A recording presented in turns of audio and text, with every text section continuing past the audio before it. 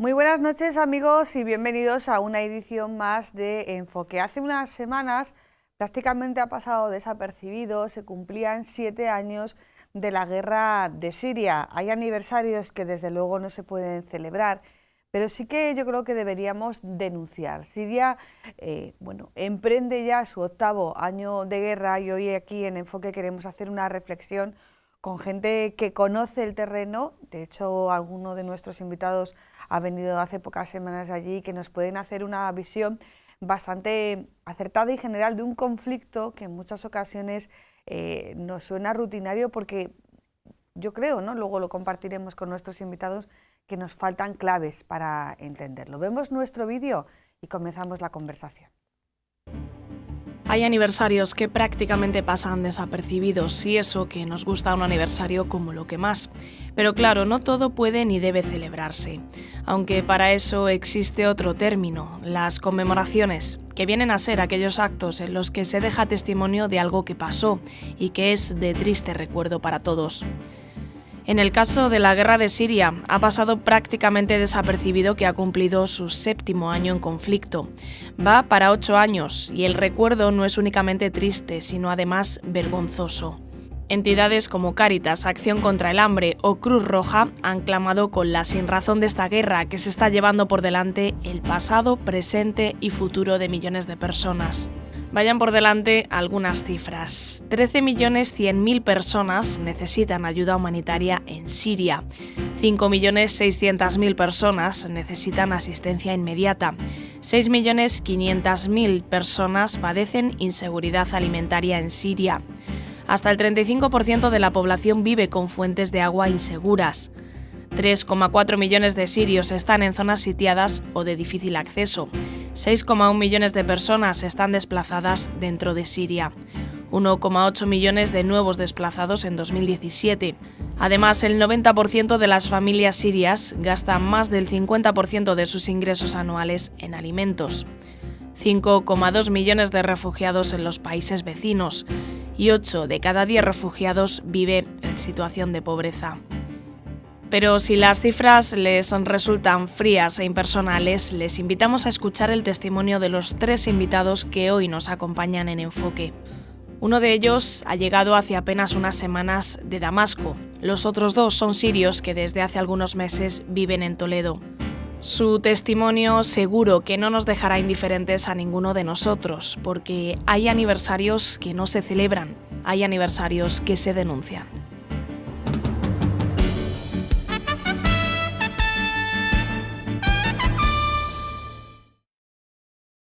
Bueno, pues hemos visto nuestro vídeo y pasamos a presentarles a nuestros invitados. En primer lugar, presentamos a Fadi Yanawi. Fadi, buenas noches. Buenas noches. Bueno, conocido ya de algunos de nuestros telespectadores, aunque en otros programas, Fadi es sirio, sí. Es trabajador de Cáritas Diocesana, también voluntario de la delegación, del Secretariado de Pastoral de Inmigrantes. Exacto, de Migraciones.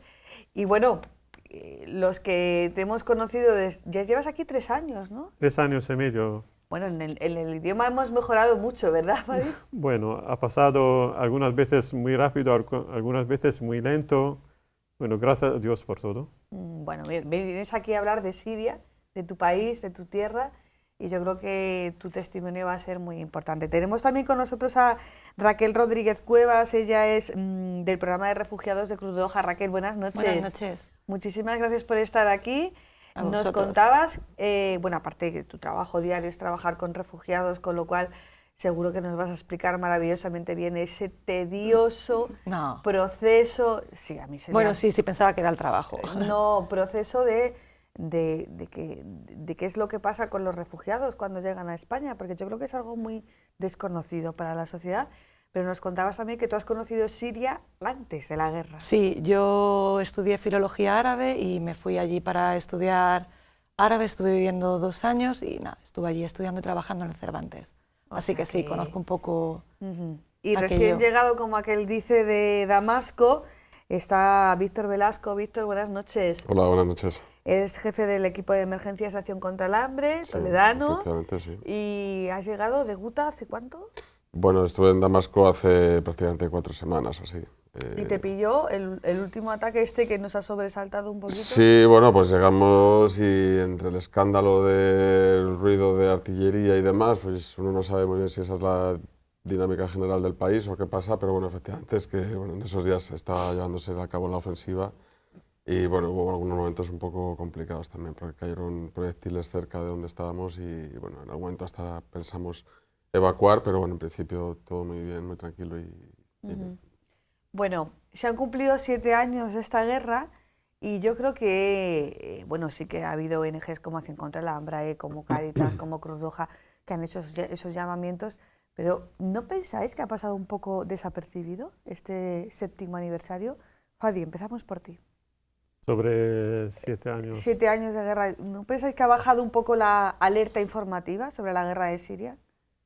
No sé, no sé si el mundo está interesado en este tema hasta ahora. La gente sufre ahí, pero no veo mucho interés sobre el tema de la guerra. Este es el año 8, la situación sigue, bueno, si no es igual, más o menos, pero la guerra sigue, la gente muere, la situación de la vida es muy difícil. ¿Ha pasado desapercibido, Raquel? Yo estoy de acuerdo con el compañero Fadi. Creo que cada vez, cuantos más años van pasando, la situación como que se va normalizando más desde nuestros hogares. Entonces, al final, cada vez te llama menos la atención el ver esas imágenes en la televisión y ya no venden como antes. Entonces, la crisis al final se van dejando de lado. Víctor. Bueno, una de las evidencias este año es que el número de personas en necesidad de ayuda humanitaria ha aumentado en el mundo, con lo cual es un problema de fondo en el que las necesidades humanitarias no solo en Siria, sino en todo el mundo están aumentando y eso significa que de alguna manera nos volvemos un poco más inmunes cuando vemos las noticias por la televisión o así. Yo creo que a Siria sí se le ha dado cobertura mediática, la gente conoce qué es lo que está pasando. En todo caso, lo que yo veo es que hay como más que todo una congelación en la resolución del conflicto verdaderamente, ¿no? Porque la solución está, digamos, en los países también de alrededor y yo creo que son los que tienen que tomar una decisión un poco más contundente con respecto a lo que está pasando, ¿no? A ver, Raquel y Víctor, a ver si podemos explicar un poco por qué comienza la guerra en Siria. Yo sé que es complicado. Fadi, empezamos por ti. Creo que es algo complicado, porque la idea aquí en el oeste es diferente. Quien vive ahí tiene otra idea. Es algo de ideas siempre están diferentes.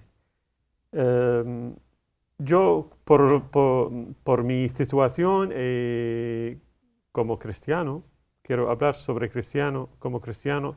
Los cristianos, todos los cristianos ahí, han sufrido mucho de esta guerra, bueno, debido a los grupos islámicos extremistas. Dicen que ha empezado la guerra como manifestaciones, pero luego ha cambiado muy rápido.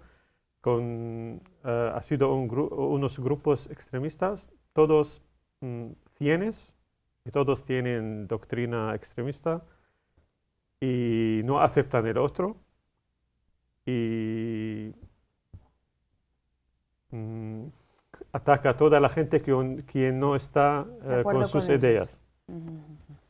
¿Hay ese posicionamiento, Víctor, Raquel? Sí, realmente la guerra empieza en el 2011 a causa de unas manifestaciones en uno de los barrios de Damasco, donde varios niños, al final, por hacer unas pintadas, son detenidos a raíz de esas manifestaciones por parte de los padres y por la vecindad. Es donde empiezan las revueltas contra el régimen de Al-Assad. Sin embargo, también que rápidamente otros grupos de otros lugares o de otras formas de pensar se encubren detrás de un movimiento popular que encabeza esas manifestaciones contra el régimen. Y luego hay una serie de intereses por parte de las potencias extranjeras, ¿no, Víctor?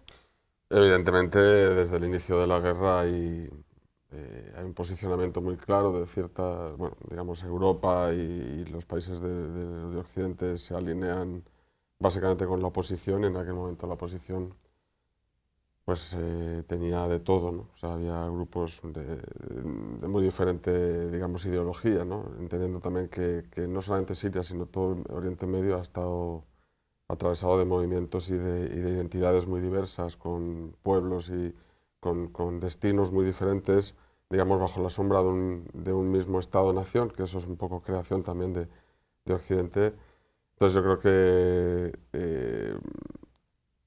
los países exteriores tienen herramientas muy precisas para poder desestabilizar una región con muy rápido efecto, ¿no? Entonces toda esa inversión inicial que se hizo a la oposición por parte de la Unión Europea, Estados Unidos y demás, pues ha servido también para que grupos que no tenían demasiada relevancia y que defendían, digamos, su ideología o sus cosas, pues se han visto fortalecidos y de alguna manera pues complicaran mucho más el escenario de la guerra, ¿no? No es una guerra religiosa, por la religión. Creo por los grupos islámicos es una guerra religiosa, creo, porque quieren restablecer su doctrina y gobernar el país. El país es un país laico, el gobierno laico, y respeta todas las religiones, especialmente las minorías como cristianos. Vivimos muy bien nuestra fe en libertad totalmente. Estos grupos quieren cambiar este tipo de gobernar el país para hacerlo como, no sé, como en Saudi Arabia o más extremista. Quieren todo los leyes sean como el Corán y estas cosas. No aceptan el otro. Los cristianos son infieles. Los otros musulmanes, si no son de la misma doctrina, son también infieles, deben morir. Pues no creo es una guerra civil, porque el país, el gobierno, en el ejército del gobierno tiene de todo. Tiene cristianos, hay sunita, hay chiita, hay alawita, tiene todo. ¿Cómo era Siria antes de la guerra? Tú que la has conocido, Raquel, ¿era un país...? A mí es que Siria me parece un país genial. También es lo que está diciendo Fadi. Siria es un país curioso, o bastante curioso en la zona, porque es verdad que era un régimen laico, un régimen socialista laico, donde en un principio las libertades estaban bien defendidas. Entonces, eso también en la calle se podía percibir. Era una dictadura. Eso tampoco hay que olvidar, que el régimen de Bashar es una dictadura. Entonces eso se percibía en la calle. Por una parte, tú como occidental, si no tenías ningún tipo de relación con gente de allí, tú vivías que era un sitio súper tranquilo, maravilloso, a cualquier hora podías estar en la calle, nunca ibas a tener la sensación de peligro ni de inseguridad. Sin embargo, en el momento que hablabas con las personas de allí, ya la cosa y la visión de la realidad te cambiaba un poco, pero tengo que decir que tanto Siria como los sirios son, vamos, intachables. O sea, ¿Cómo está Siria ahora, Víctor? Bueno, la verdad que yo tengo una visión un poco parcial porque no conozco todo el país, he estado en Damasco metido y también por la situación de seguridad no hemos salido mucho de la zona en la que... Pero bueno, pues siguiendo y un poco hablando con la gente y demás, pues obviamente el país está deshecho, o sea, completamente desestructurado. Obviamente sí que la guerra ha cambiado el escenario y obviamente el control que ya el ejército sirio está haciendo de la mayor parte de los territorios del país genera, pues, alguna tranquilidad en el sentido de que, bueno, pues se frena, digamos, las hostilidades, ¿no? Pero pues es un país con 6 millones de personas desplazadas internamente, 5 millones de personas en el exterior o más, 500.000 muertos sobre la mesa, o sea, obviamente no va a volver a ser lo que era y bueno, pues no solamente el hecho de acabar con la guerra, que ojalá sea pronto, sino cómo volver a restablecer un poco la situación, ¿no? Por otro lado, yo ahora que estaba allá, pues la situación es absolutamente normal, no he sentido en ningún momento inseguridad, obviamente estás trabajando bajo los bombardeos y bueno, pues sí, te puede caer un proyectil cerca o en la casa, ¿no? Pero he estado en contextos donde uno siente mucha más inseguridad que eso, ¿no? El hecho de salir a la calle y ver la peligrosidad o la delincuencia no es en Siria para nada, ¿no? País con mucha cultura, en muchos sentidos, de literatura, de cultura culinaria, historia, etcétera, ¿no? Un montón de culturas además conviviendo en el mismo país. O sea, no sé, para mí es una pena que estemos dejando que todo esto pase, ¿no? En un país que podría haber sido pues, absolutamente moderno y desarrollado como era antes. Fadi tiene su familia en Alepo. Sí, todavía ¿Puedes tengo. hablar con ellos? ¿Tienes comunicación habitual? Sí, ¿Cómo están por allí? bueno, como toda la gente, viven, bueno, normal. Alepo está ahora mejor que antes, desde el año 2017, mejor, porque el gobierno recuperó parte este del Alepo. Todavía hay un barrio norte de Alepo, está conquistado de grupos islámicos, y rural hasta Turquía está completo bajo el control de los grupos islámicos. Ahora, bueno, cada día, puede ser cada 2 o 3 días, caen proyectiles, morteros, cohetes. La situación de electricidad, por ejemplo, ahora mucho mejor. Cada 1 o 2 días tiene algunas horas. Antes no había electricidad, nada. El agua es igual. Pero como todo es caro, los precios, todo es muy caro. Y no hay muchos alimentos, medicinas, a causa de sanciones del oeste contra Siria. La gente sigue en vivir. Sí, pero no pretendáis que lo sumamos con normalidad, porque tanto Víctor como Fadi dicen, bueno, la cosa está normal, hombre, normal, normal. No, normal me refiero a lo que es la vida cotidiana. Obviamente normal no es. Te estoy diciendo que es Sí. un país que tiene 6 millones de desplazados internos, Claro. Claro. donde se han perdido un montón de Ya. infraestructuras, O sea, se han que perdido empleos. dentro de la normalidad la gente intenta vivir de una forma normal, ¿no? Es que el sirio yo creo que tiene un carácter un poco peculiar y hace que de lo que a nosotros no nos parezca normal, ellos lo terminan normalizando.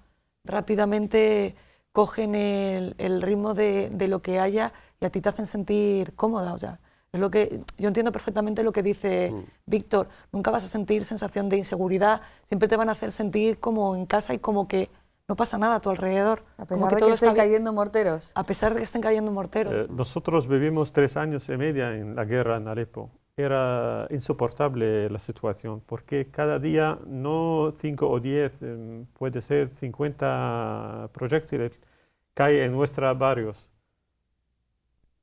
Claro, la gente tuvieron miedo para salir, para trabajar, pero cuando yo necesito salir para trabajar, mis hijos van a la escuela, bueno, no cada día.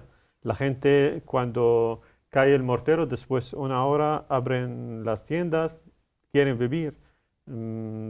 Podemos ir a parroquias para celebrar la misa, aunque hay guerra, aunque hay morteros, aunque están las parroquias en la línea del contacto con los grupos islámicos, pero la gente tiene fe y quieren seguir vivir. Bueno, decía Víctor que hay 6 millones de desplazados dentro de Siria y 5 millones de refugiados fuera de Siria. Vamos a hablar primero de esos desplazados. Hemos rescatado un vídeo de Cruz Roja, precisamente de Cruz Roja Internacional, Cruz Roja Siria, hablando de esa situación. Vamos a ver ese vídeo. أنا لين أنا من سوريا يعني إحنا تعذبنا كتير بصراحة ومو بس إحنا كل الشعب السوري بابا قبل 5 أشهر طلع وتركنا إحنا اضطرينا كمان إنه نطلع نحن بنفس الطريقة طلعنا بالبحر حاولنا كتير إنه نضل صامدين بس ما قدرنا وقت كنا في البحر كنا خايفين جدا يعني كنا نشوف كيف اللي بيغرقوا واللي بيرجعوا بس الحمد لله وصلنا بخير على اليونان باليونان لقينا كتير ناس مناح على الشاطئ كان الكل بيستنانا يعني الصليب الأحمر من كل الدول بيساعدونا قدموا لنا المساعدة وحمونا نشكرهم كتير يعني الحمد لله ويعني وكملنا طريقنا احنا هيك تهريب. يعني انا بحياتي ما تخيلت انه ممكن هيك يصير، يعني نترك بلدنا بهذا الشكل ونطلع. يعني احنا سافرنا هيك تهريب، هو صعب جدا، بس نحن كنا قادرين نمسك القوة. ما أنا مسكت إيدي وإيد ماما وأختي الصغيرة وطلعنا. بتمنى إنه ما يصير بأي دولة بالعالم مثل اللي صار فينا إحنا. بتمنى إنه تخلص الحرب ونرجع لبلدنا. بتمنى ولا دولة بالعالم يصير فيها مثل ما إحنا صار فينا عن جد. بطلب من رب العالمين، إحنا كل يوم بنصلي وبندعي عشان الله ينصرنا على الظلم والشيء اللي صار عنا. هو شيء كبير كتير، وبتمنى انه ما يتكرر بالبشرية مرة تانية. واحنا هلا بالطريق يعني عم ننتظر لنوصل لعند بابا. انا كتير مشتاقة لبابا، صار لي 5 أشهر ما شفته، ومشتاقة لاختي واخي اللي سبقونا. بتمنى انه نطلع ونشوفهم بخير ونكمل طريقنا انا واختي، واحنا طالعين عشان الحياة، عشان نعيش، عشان ندرس. انا بدي ادرس وبدي اتعلم منيح، وبدي ارجع ابني وطني ان شاء الله وقت اكبر. بدي ارجع ابني انا واخواتي واهلي وبس هيك. شكرا. It's enough. Bueno, un testimonio impactante, pero bueno, Raquel, tú de estos, iba a decir, ¿te encuentras uno todos los días? Pues sí, nosotros trabajamos con población que pide la protección internacional y sí, nos encontramos con estas situaciones, ya sean de Siria o de otros países, pues a diario. ¿Cómo saliste tú de Siria, Fadi? Yo salí con mi familia. Después el gobierno abrió un corredor muy largo de Alepo a la frontera con Líbano. Es que antes era asediada de los grupos islámicos, no podíamos salir. Y fuimos a Líbano y pedimos visados de la embajada española y venimos a España. ¿Llegaste en barco? No, por el avión. En avión llegaste. O sea que es casi un privilegiado, te puedes sentir. Bueno, la gente dice, hay muchos amigos dicen es una coincidencia muy buena. Yo creo que es una mano de Dios que nos ayudó, hasta ahora nos ayuda para salir de una situación insoportable. Bueno, vamos a hablar un poco, Raquel, es tu turno, de cómo es ese proceso una vez que llegan, bueno, consiguen cruzar el Mediterráneo, los que lo consiguen. Los primeros países de acogida suelen ser Italia y Grecia. Hay un programa de reasentamiento, un acuerdo que firmó también la Unión Europea, bueno, que ha tenido sus críticas, que ha sido fuertemente criticado. Pero una vez que llegan a España, vosotros sois una de las entidades, junto con Cáritas y otras entidades, que trabaja con refugiados. ¿Cómo es ese proceso? Nosotros directamente solemos recoger, en este caso en aeropuertos, si hablamos de sirios, sí. Cuando entran, llegan de Unión Europea, fuera de Unión Europea, y ya entran a nuestro programa de acogida temporal. A partir de ahí, lo que nosotros más fuerte nos dedicamos o que intentamos que puedan adquirir con mayor rapidez es el tema del idioma. Claro. Como bien sabe Fadi, si no tienes el idioma, la inserción puede ser bastante complicada. Entonces, básicamente lo que intentamos trabajar a través del voluntariado y a través de clases independientes es el tema del idioma. Y a partir de ahí se le cubren también las necesidades básicas que tengan. O sea, vosotros les proporcionáis un alojamiento, esas clases sí. de idioma que son fundamentales, sí. Clases también un poco para conocer el país, la cultura española, y a la vez empezáis a mover todos los papeles. Efectivamente, todo esto es de manera paralela a todo el proceso de inserción, tiene su proceso jurídico. Lo único que muchas veces no coinciden los plazos jurídicos con la realidad en la que estamos inmersos y más actualmente. Pero tenemos también una abogada que es la que va llevando sobre todo este tema. Es el ministerio el que se suele encargar de todo, que que nosotros sí que cumplimos con lo que nos exige el Ministerio, pero a partir de ahí es el Ministerio el que tiene que hacer el feedback. ¿Cuánto puede tardar la tramitación para conseguir, no sé si consigue el estatuto de refugiado o el estatuto de protección subsidiaria? De protección sí, subsidiaria. consiguen la protección subsidiaria. No hay un plazo fijo. No te puedo decir un número porque no existe un plazo fijo. Bueno, Víctor, lo comentábamos antes de empezar, llegan sirios, pero ni el número que se comprometió el gobierno de España, ni ningún gobierno europeo ha conseguido ese número con el que se comprometió, y no llegan todos los que deberían de llegar, ¿verdad? Bueno, yo entiendo que España tampoco es un país así muy prioritario también para la propia población, pero sí es cierto que las cifras son muy bajitas, ¿no?, con los compromisos que se asumieron, ¿no? Y sobre todo viendo la envergadura del conflicto, ¿no? Obviamente el hecho de que la gente se pueda desplazar o buscar refugio en otros países pues es un derecho como tal, ¿no? Obviamente es una de las últimas digamos, opciones que uno quisiera tomar, pues abandonar su casa, su tierra y demás, pero obviamente es una herramienta legal, legítima y obviamente pues que se debe utilizar porque digamos, las personas que están viviendo una situación de conflicto tienen necesidad de protección internacional en los países. Abandonar Siria es una opción casi de supervivencia, ¿no, Fadi? Sí, solo para él. Es muy difícil abandonar nuestro país, nuestra vida, nuestra casa, mi trabajo, mi bufete, mi familia, mis padres, nuestros recuerdos, todo. Pero después de 3 años y medio en Alepo, la situación era muy difícil y era insoportable. Debemos salir y es que cada día la gente muere en nuestra calle, en el edificio, en mi bufete, en el edificio al lado de nosotros, encima de la casa de mis padres. Debemos salir, no podemos aguantar ahí. Por eso decidimos salir. ¿Tú entiendes las reticencias que hay, o el rechazo, por hablarlo claramente, que hay en parte de las sociedades, en la sociedad europea para evitar que entren los refugiados?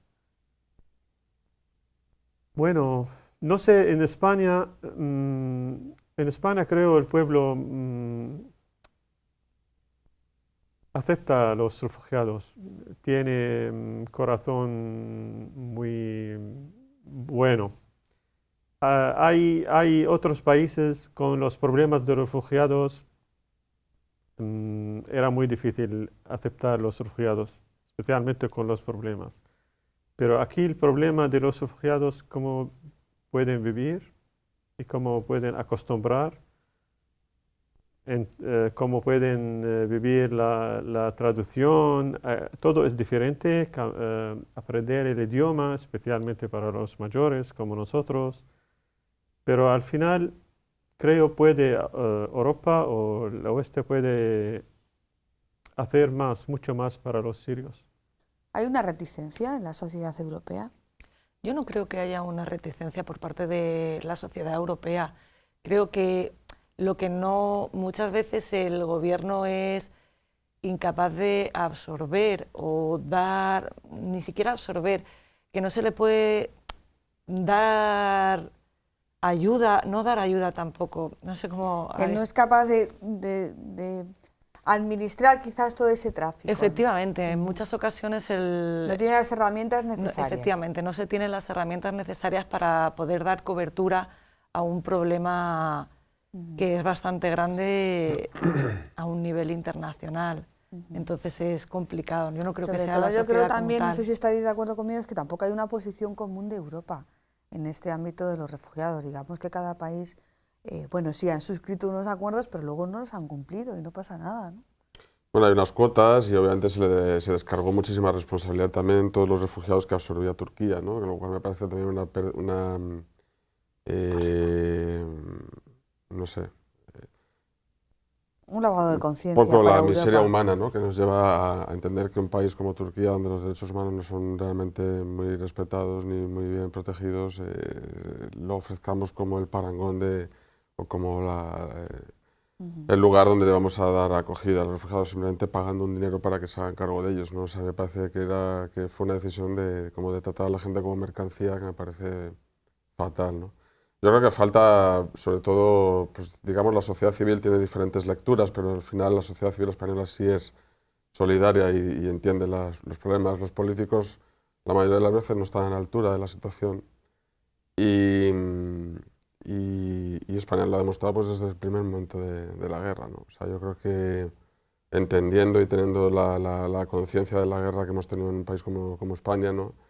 El haber manejado la situación yo creo que es un poco pobre, ¿no? En el sentido de un país a la altura que tiene España en el escenario internacional, miembro de la OCDE, un país desarrollado, etcétera. Yo creo que no podemos estar conformándonos con lo que estamos haciendo, ¿no? Como país. Obviamente, a nivel de sociedad civil, yo creo que podemos buscar, hay otros canales de solidaridad, hay un montón de redes también sociales y de otro tipo que no tienen que ver con...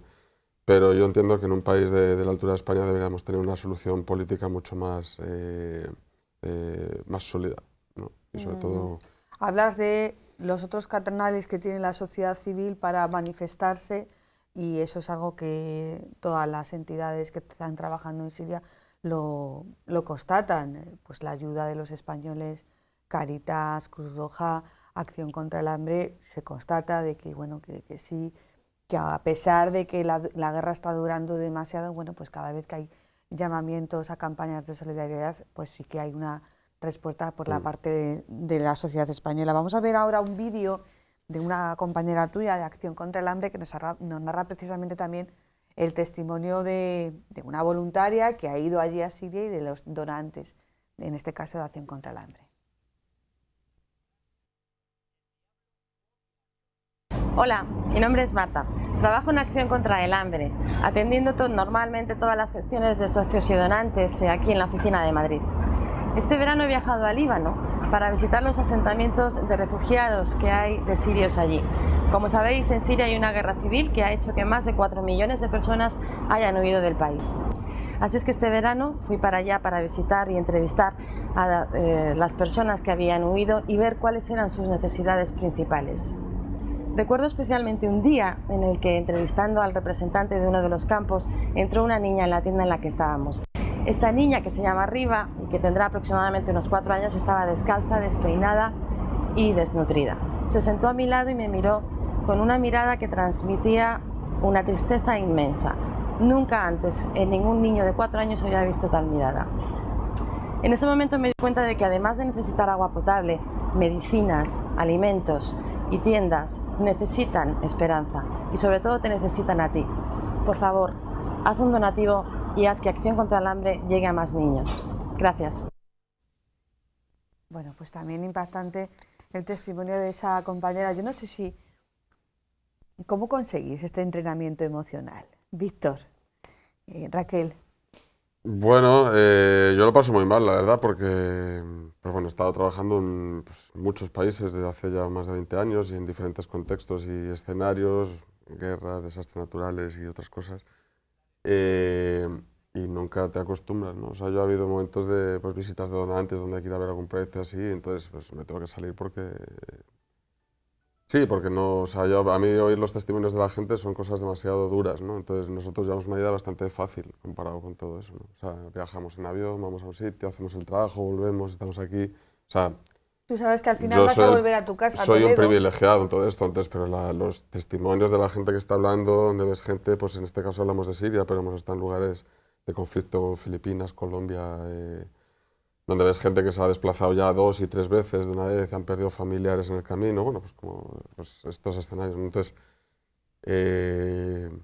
pues yo ahora que estaba en Siria, bueno, pues sí, oía las bombas y oyes el ruido de la guerra y todo eso, pero estaba yo solo, mi familia estaba aquí, tranquilo, entonces, bueno, pues de alguna manera eso da mucha tranquilidad, ¿no? No es lo mismo, pues, por ejemplo, yo veía a nuestro equipo de trabajo en Damasco, que estaban sonando las bombas, su familia estaba y sus hijos estaban en el colegio y claro, la preocupación no puede ser igual que la mía, sus hijos están en el colegio y están sonando bombas, entonces, y están trabajando al mismo nivel al que estoy trabajando yo y Entonces, bueno, yo creo que realmente nosotros somos los más privilegiados y los más... Entonces eso también hay que entenderlo. Sí, hay situaciones complicadas y todo eso, pero afortunadamente digamos que cuando hacemos unos viajes así la seguridad está más o menos controlada y no nos ponemos en riesgo, ¿no? Raquel, La verdad es que porque muchas tú veces... en tu mesa me imagino que también tendrás una pantalla de ordenador, no sé si la utilizas muchas veces como parapeto.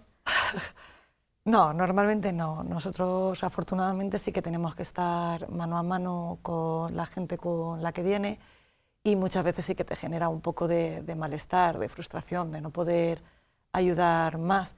Pero también sabemos que se está, yo por lo menos por mi parte y desde mi entidad, sabemos que se está haciendo lo máximo que podemos hacer, desde el primero hasta el último. Entonces sé también que por el resto de entidades, tanto como entidades como las personas que trabajan allí, se está llegando hasta los límites que muchas veces ya pasas lo que tienes que hacer por trabajo. La idea que traen cuando estas familias llegan a Toledo, que han pasado un periplo, que ninguno de nosotros, vamos, yo por lo menos, vosotros a lo mejor sí, pero yo soy incapaz de ponerme en su lugar, no porque no quiera, sino porque no me alcanza. La idea que tienen de Europa, España, ¿es adaptada a lo que realmente se encuentran o tienen que tumbar muchos tópicos? Que te responda mejor Fanny, el que ¿España es como lo pensabais cuando salisteis de Siria? ¿Se han cumplido vuestras expectativas o pensabais que la cosa iba a ser más fácil? Bueno, España es un país muy bueno y tranquilo. Y a mí más importante, en mi caso, yo puedo hablar en mi caso. Claro. Yo estaba buscando la paz y la seguridad para mi familia. Por eso, cuando venimos aquí, gracias a Dios y a la iglesia, a Caritas Diocesana de Toledo, nos acogieron hasta hoy. Y no solo el tema económico es muy importante, pero también la acogida, el acompañamiento. Por eso nosotros, aunque la situación económica en España es muy difícil y no hay ayuda, no recibimos ayuda del Estado, pero decidimos quedar aquí porque la iglesia está con nosotros. Pero hay otras familias que han venido aquí, yo conozco 4 o 5 familias sirios se han ido a Alemania. Porque la situación económica... Piensan que allí van a estar mejor. Sí, mucho mejor, más estable para ellos. ¿Se rompen muchos esquemas, Raquel? Sí, algunas veces se rompen unos esquemas para bien y otros esquemas para mal. A ver, cuéntame cómo. No lo sé, muchas veces es la sensación para algunas personas de que España va a ser un país como más cercano. Te puedo hablar por idioma, pero después, sin embargo, es bastante más diferente aún teniendo el idioma en común, por ejemplo, o sin tenerlo.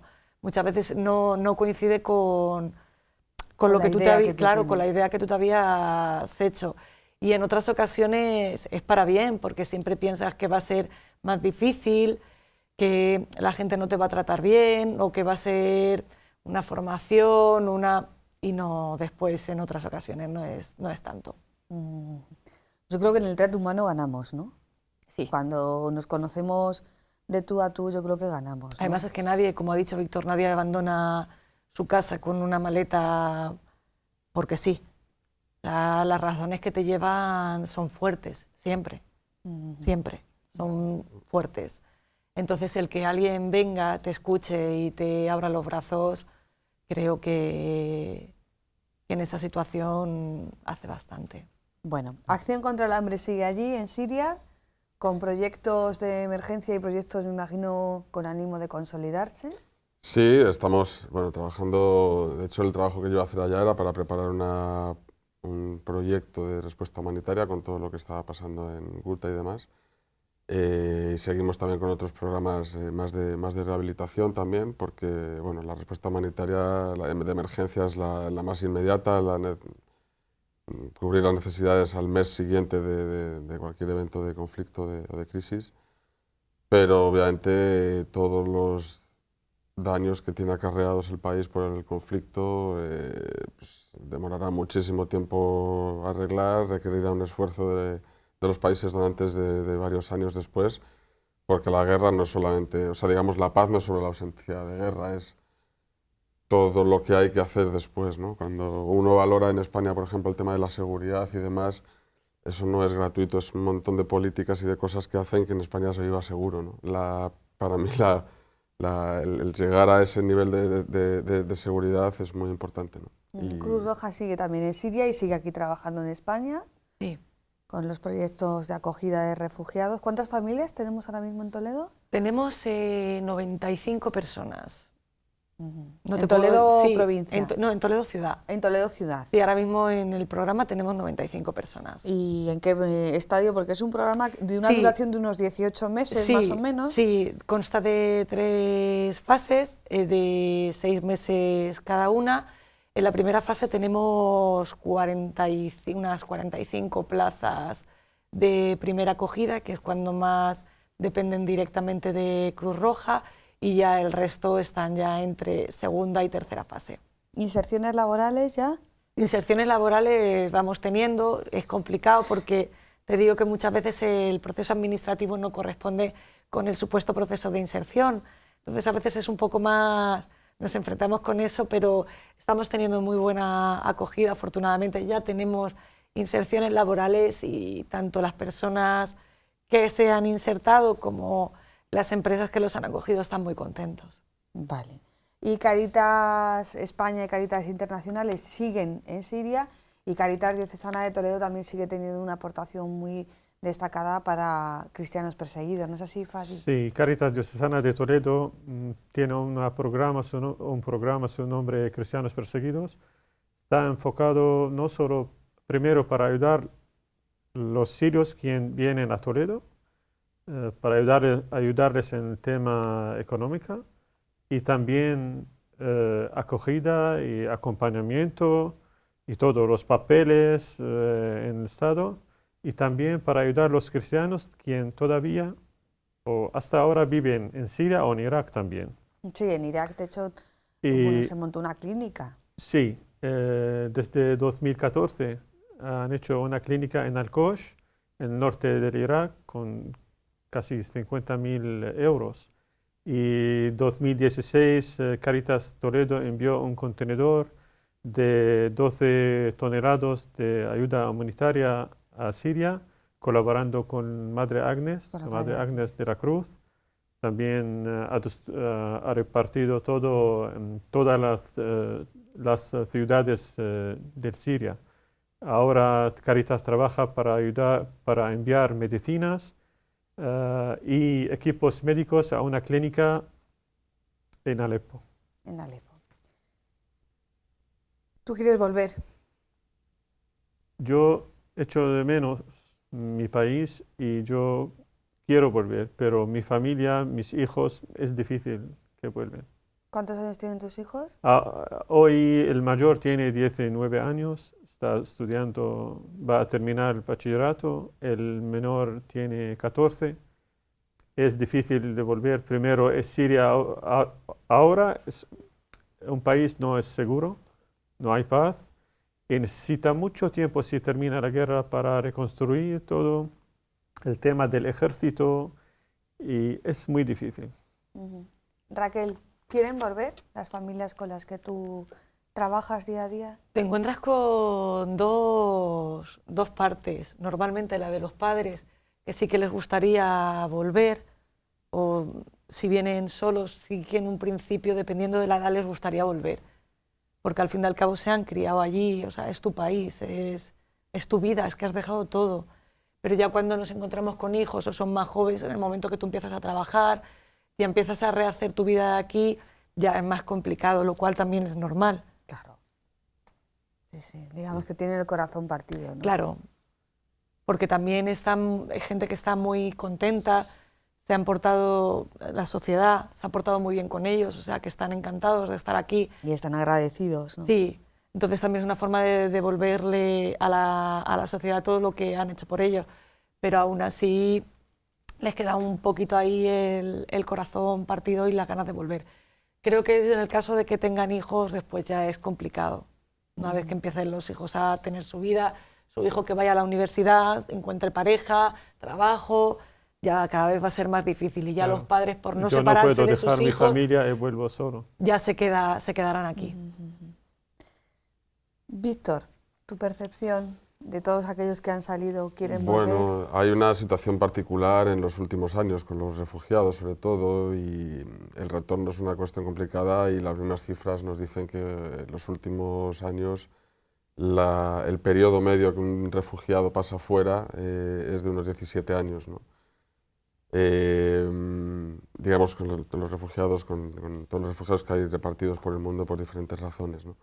Eso quiere decir que cada vez los tiempos de refugio son más largos y obviamente, bueno, pues hay situaciones de todo, hay gente que vuelve, hay gente que está retornando, retorna gente a Siria, por cada retornado obviamente están desplazándose otras 3 personas, con lo cual todavía los datos no son como para que digamos que la movilidad geográfica se estabilice, pero bueno, como decía antes, es un derecho, obviamente la gente cuando se desplaza es para defender su vida, bien.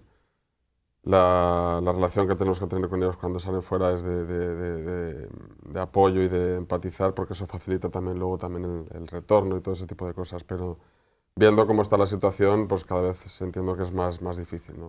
Y viendo países como Líbano, Irak, Jordania, que tienen refugiados ya históricos, desde no solamente sirios ahora de este conflicto, sino también palestinos de hace años, lo que evidencia es que la situación digamos, cuando se huye por una razón así, es complicado después volver, que se den todas las garantías. Bueno, hemos encontrado un vídeo con el que prácticamente vamos a finalizar nuestro programa de Caritas Internationalis. En este caso es una campaña que lleva por título Las llaves de la esperanza y que aquí en Toledo tiene una especial repercusión. Yo creo que tiene un valor emocional muchísimo más alto que pueda tener en otra ciudad, porque todos recordamos la tradición de los judíos sefarditas cuando tuvieron que huir de Toledo allá por el siglo XV, cómo se llevaron las llaves. Muchos de esos judíos sefarditas conservan las llaves de sus casas de Toledo que han pasado de generación en generación. Bueno, pues vamos a ver este vídeo de Caritas.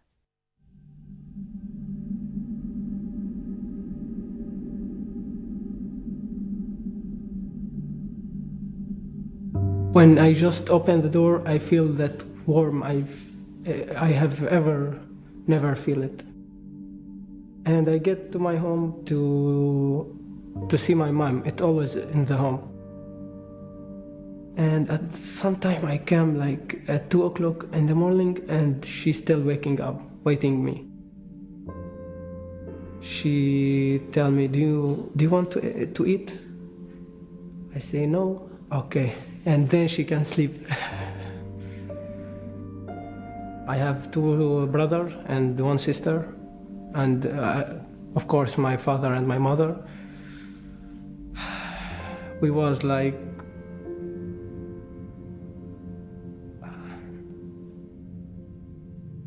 it was my decision. The first try, the boat destroyed it by rock. And we swim back to the beach, then we try again after 5 hours.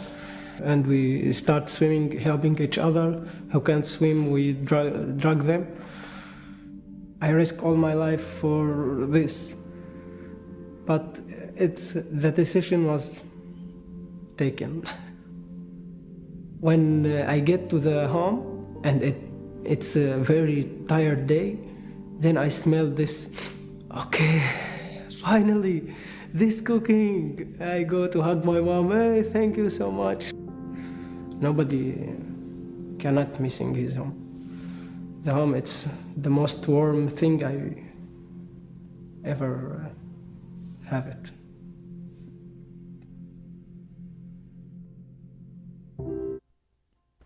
Paddy, ¿tienen las llaves?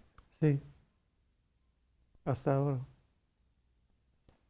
Bueno, pues yo creo que con este testimonio podemos cerrar, que ahí están entidades como Acción contra el Hambre, como Cruz Roja y como Caritas, que han estado, que están y que estarán, porque la verdad es que tenéis suficiente credibilidad y veracidad en vuestro testimonio para que la gente confíe en vosotros y que cuando salgáis a la calle pidiendo un donativo, bueno, pues seamos generosos.